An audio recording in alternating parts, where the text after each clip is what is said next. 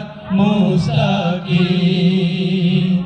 যাদের উপরে করেছো রহমত পেয়েছে তোমার অশেষ মহাব্বত। যাদের উপরে করেছো রহমত পেয়েছে তোমার